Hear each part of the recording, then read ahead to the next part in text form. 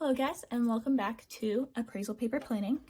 This is definitely not the planner that you guys were probably expecting on seeing, but I wanted to do a quick YouTube video trying to explain the best I can as to how I use an hourly spread for appraising. I explained it in, I can't remember if it was my intro video or if it was my Sadie Stickers B6 review, that it's hard to explain. Well, brilliant me, as in, I don't know why I didn't think about this before, realized I can come up with a fake address and show you guys what all I need in this spread to help me as an associate get my experience log. And this will also be kind of a video just explaining that process, because I feel like appraising, for a lot of people, they don't quite understand it. So that's something I wanted to show you guys, because that was part of the reason why I wanted to start this, is kind of explain appraising from my perspective and how that comes into my planning. So this is primarily a planning YouTube channel, but I did want to bring that into it just so you guys can understand where I'm coming from a bit more with my planning style. So what I'm going to do is, when we accept or decline an appraisal, what happens is, what we do, and not everyone goes through this way, is we have AMCs. Now, I don't know as much from the corporate standpoint, because my boss and I are residential appraisers, which just means we do houses that people live in, that families live in, and we don't do like apartment complexes. What we'll do is what we call anywhere from a 1 to 4 unit house. So that means if there are 4 units, so aka 4 different kinds of families or groups living in one building, so like duplexes are 2, right? 2 units. That just explains we can only go from 1 to 4 units. We cannot do corporate buildings or anything to that extreme, such as like we don't do hotels or motels or anything of that sort. We only do residential appraising. So as a residential appraiser, what we do, and a lot of the times because of the 07-08 crash in the housing market, there's AMCs now. AMC just stands for Appraisal Management Company. And what AMCs do, they're the middleman between the appraiser and the bank. So what the bank does is they're like, okay, these people need an appraisal, whether it be for refinancing or they're purchasing a house. And then they'll tell the AMC, and then the AMC, like, there isn't one AMC per appraiser. There are multiple appraisers per AMC. So the AMC will assign the appraisal that the bank wants to the appraiser. So that is how that process kind of works. So that way the bank isn't directly talking to the appraiser, and the appraiser doesn't feel as forced to give the price that the bank wants, right? Because that was kind of a whole ordeal of, well, appraisers just put what's on the sales price of the contract and they don't really look at it, which just is not true. It does depend on the appraiser. Sometimes it will influence it a little bit, but we don't make sure we're getting that sales price. We're making sure that we're finding good comparables, which we call comps, for the house and compare it that way, instead of trying to find what is best for the sales price. I didn't explain that very well, but there's a lot of stuff that goes into comparables, such as the sidings, sometimes the interior, just a little bit. Not too, like, don't worry about, say, if you haven't vacuumed in a while. That's nothing to worry about. It's more so if we see damage, or we see that maybe it's a little dated than a lot of other houses on the market.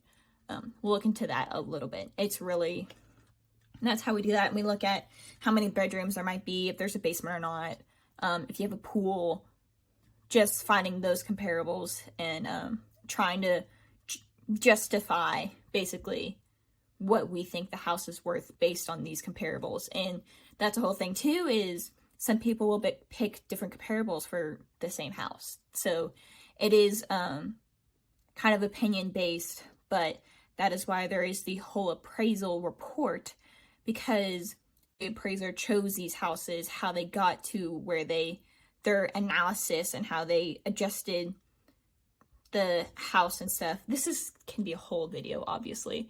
So there's a lot to go into it, but what I need to tell you about this video is, so the AMC assigns the appraisal to the subject property. The appraiser then can accept or decline said property. Once they accept it, they either have to, if it's a purchase, it's called showtime, where they'll go through and just schedule a quote, like just schedule time to say this, we're appraising the property. We don't need an agent or anything there. We just need to appraise the property. And all we do really is we have a quick look around just to see how the actual inside of the house is. There is MLS, but especially with the market this day and age, a lot of sales aren't being posted on MLS, so that's why it's important for us to go through the house physically and see it for ourselves. So we'll either do that through Showtime, or we'll call the actual owner of the home saying, hey, we're appraisers, we're just coming to appraise your house, what time works best for you. So when that happens, we put it down as to what time. So say I have an appraisal for 8 to 9 on Monday the 10th. So what I'll do is, I didn't get this as ready as I should have, but now we're ready. So what I'll do is I'm just going to make a little square. Ooh, helps if my pencil is out. Make a little square.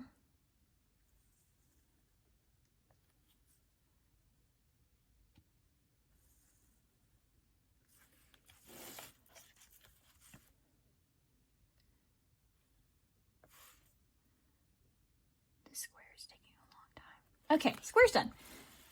Made a little square, and then I'll put what the address is without the city or the state, or I'll probably put the zip code, so make up a fake zip code. We'll do 1, 2, 3, sample, circle, just to make it intriguing. And we'll do, I have no idea if this is a zip code or not, so I am so sorry. I don't mean anything by this. 0, 5, 5, 5, 0. Yes, so that is probably what we'll do there. What I'll do, just so I have, and I'll explain. So I'll have the address. I might put the city. Address, city, zip code, block it, just so I know that I'm busy during that time. I can't schedule anything else at that time. And then I'm going to put a 1 up here. So over here, I'm putting 1. If I were a certificated appraiser, I would not do this part I'm about to do. So I did the 1. This is just so I know. For my experience log, I need the address, complete address. So address, city, state, zip code. I need all of that. Since appraisers are certified in one state, I don't need to put the state. I know exactly what state it is because I'm only appraised in that state. I'm only certified in that state. But the city can change. So I have the address with the city and the zip code. That is what I need, plus the state. Again, just explain that. Over here, there'll be different clients, and the client is just the bank. Again, the bank goes through the AMC, but the AMC goes to us. So, well, the client can change. So I'll put the client for said thing, and I match it with the ones. And then what I'll also need is the market value. The market value is what we come up with how much we think the house is worth based on the location, based on the size, based on the interior, based on the amenities. I did not say that word right, but I tried. I can spell it. Can't pronounce it. It's fine. But all of that. So all of that goes into the market value, and that is something else I need for my experience log. So I'll also put the market value over here. And again, the 1 will match with the 1. And I will have anywhere from like 10 to 15 this entire week. And what I'll do is I'll go down and hopefully be able to fit all that in this side part so that my weekly is not crowded trying to put another thing that we might have from 9 to 10, but I have the client and the value for this instead of being able to put another address there. So that is just how I'm going to match that. And that will be during this entire week is how I would do that. I hope I explained that a little bit. It was a little sporadic trying to also teach what exactly I do. And I hope it makes sense as to how this works. And again, if I know I have a hair appointment. I schedule a hair appointment. Doctor's appointment. Okay. So the 14th. Perfect. I went to that week. I have a doctor's appointment from 9:30 to I don't even know how long. Whenever. I would mark that and make sure I do not schedule anything in that time because I have something else going on. Right? So that's just how this would work for work. Again, that appointment would also be in my daily, not my daily agenda, but my go-to everyday agenda, which is my B6. I would have that appointment in there, but I would not have every single address that I'm going to just because that makes no sense. I know what addresses I'm going to. And that way, this would be my planner that I have in my bag with me. So whenever someone sends me a new report I can do while I'm at work, I could go on my phone, look at it, see if I want it, and then I can go ahead and start trying to schedule it with what I know in here. So I hope that helps you guys a little bit. I thought it would be a good video to try to help show my complete planner system. My next one will be my wedding planner, which will be coming up soon. It might be next week. I haven't decided, but I wanted to give you guys more explanation or just be more knowledgeable about what this is because, again, if you do refinance and you purchase, you will have your house appraised.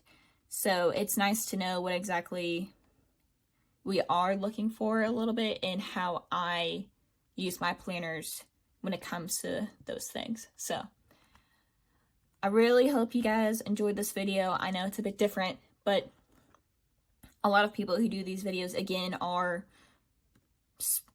there are some students, but they're more so people who have kids or teachers, and I wanted to show it from a different perspective. So I really hope you guys enjoyed this video, and I'll see you guys in the next one. Bye.